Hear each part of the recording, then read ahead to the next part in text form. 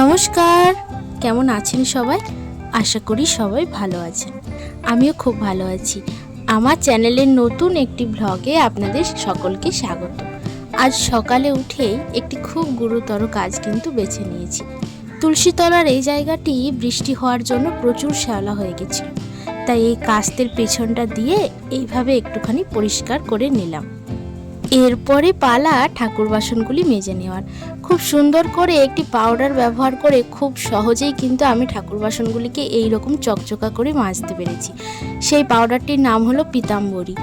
এইটি সম্বন্ধে আপনাদেরকে আমি অন্য একটি ভিডিওতে বলবো। তারপর কিছু ফুল, তুলসী পাতা, আম্রশখা সব কিছু তুলে নিলাম। ভক্তি ভরে ভগবানকে পুজো দিলাম। দেখুন তো, আমার খুব অল্প ফুলই কিন্তু আজকে পেয়েছিলাম, কিন্তু তাই দিয়েই ঠাকুরকে সুন্দর করে সাজিয়ে দিয়েছি। চলুন এবার কিছুটা রান্নাবান্নার দপ্তরে যাওয়া যাক। বাদামগুলো ভেজে নিয়েছি আর বাদাম মুড়ি নিয়ে নিলাম।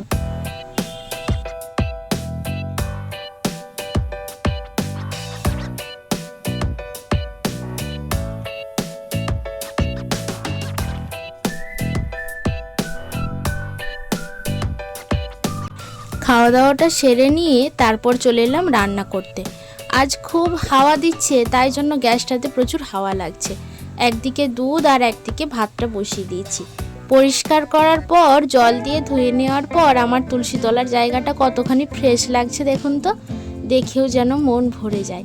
তো পুজো দিয়ে দিয়েছি। আর আজকে সকাল থেকেই খুব হাওয়া দিচ্ছে, আর ওই যে হচ্ছে ওইখানটায় প্রচুর মেঘ করেছে। এই বর্ষার মেঘ কেমন অদ্ভুত বলুন তো, এইদিকে মেঘ আবার এই দিকের আকাশটা দেখুন কতখানি ফাঁকা, আবার এইদিকে মেঘ। আমাদেরই ঘরের চালের ওপরটায় একটুখানি পুঁইলত উঠেছিল, তো তাই সেই পুঁই ডাঁটার একটুখানি ডগ নিয়ে এলাম। আজ একটু পুঁই ডাঁটা আলু দিয়ে তরকারি করব। সবজি কিছুই নেই, সবই শেষ হয়ে গেছিল। বাড়ির সামনে বাজার বলতে খানিকটা দূরে তো যেতে হয়, তাই সবসময় বাবাকে আর বাজারের কথা বলি না, যেমন থাকে বাড়িতে তা দিয়ে একটু চালিয়ে নিই। তাই আজকে ভাবলাম বাবাকে একটু বলি যে একটুখানি পুঁই ডাঁটা আলুর তরকারি করে ফেলি। আর তার সাথে আছে আজকে একটি স্পেশাল জিনিস, যেটি কিনা সকল বাঙালিরই পছন্দের খুব একটি জিনিস। যেহেতু পুঁই ডগটি খুবই নরম, তাই খুব ছোট্ট ছোট্ট করে খুব সহজেই কিন্তু কেটে নিচ্ছি। আর পুঁই শাক আর আলুর তরকারি খেতে আমাদের বাড়িতে সকলেই খুব ভালোবাসে।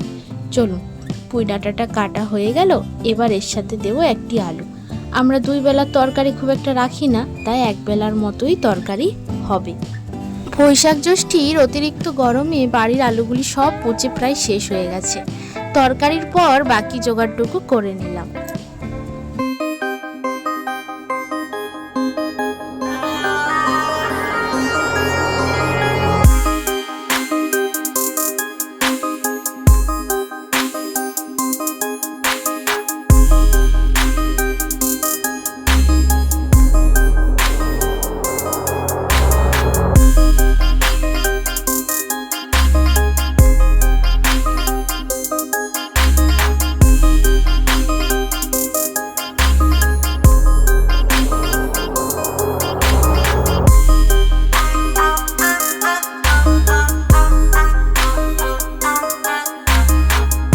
মশলাগুলি খুব সুন্দর করে তৈরি করে নিয়ে এরপর চলে এলাম কষাতে। দেখে তো বুঝতেই পারছেন যে আজকে কতটা টেস্টি রান্নাটা হতে চলেছে। তো তাই জন্য খুব সুন্দর করে কিন্তু মশলাটা কষিয়ে নিচ্ছি।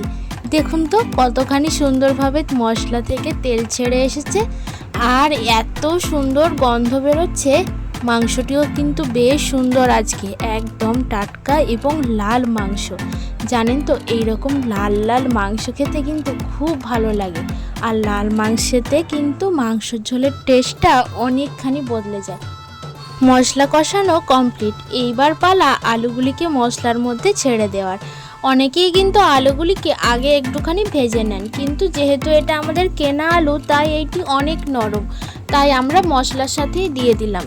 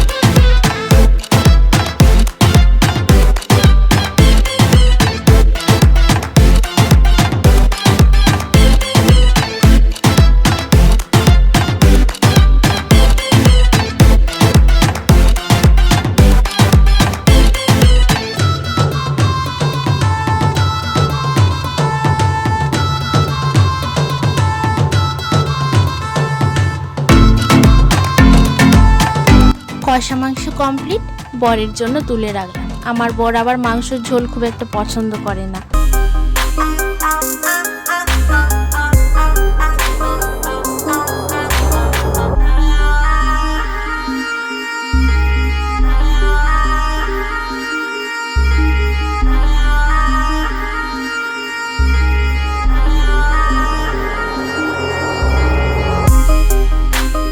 বাবা গেল মাঠে, তাই খানিকটা সময় দোকানে চলে এলাম। এবার কিছুক্ষণ দোকানেই থাকবো।